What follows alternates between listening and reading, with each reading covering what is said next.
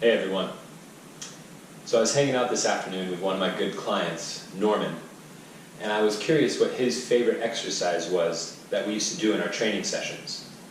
And he looked at me and I already knew what he was going to say. It was planks.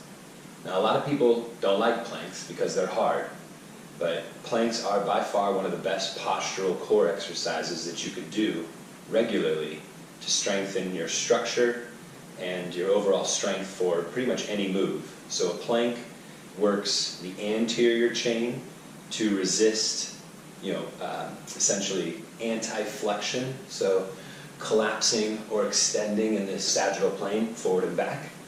Okay, it also can work anti-rotational movements by changing your base of support. So I'll go over some simple cues and also some simple variations.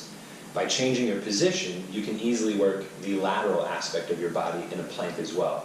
So I'll cover those three real simple variations, and I'll also incorporate a link down at the bottom here so you have a plethora of variations to try. So remember, this is a postural core exercise, so as I go through the position, really take note of the postural cues. As I come down to my forearms, the thing I want to think about is creating length through my body. So a lot of people get into a plank and they just hold themselves off the ground, but there's a lot of slack in the line. So when I'm in a plank, I think about pulling my chest forward, and at the same time I'm reaching my legs back. And this creates tension through my body. I'm not rounding or pushing out of the shoulders or collapsing too far.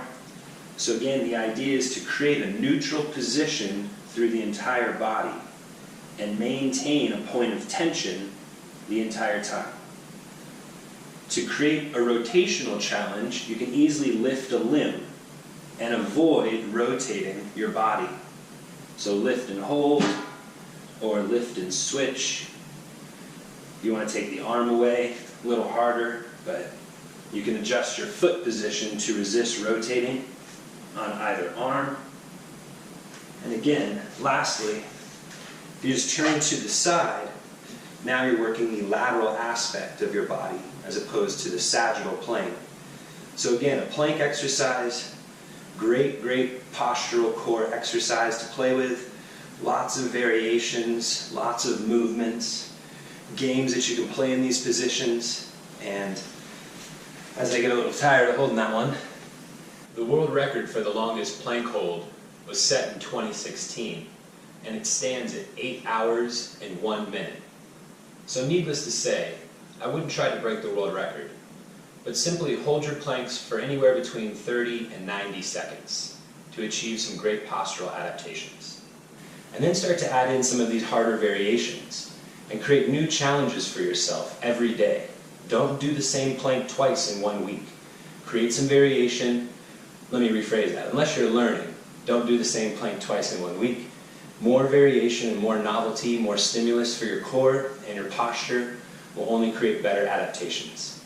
Again, there's going to be a link in the description down below with a lot more variations to play with.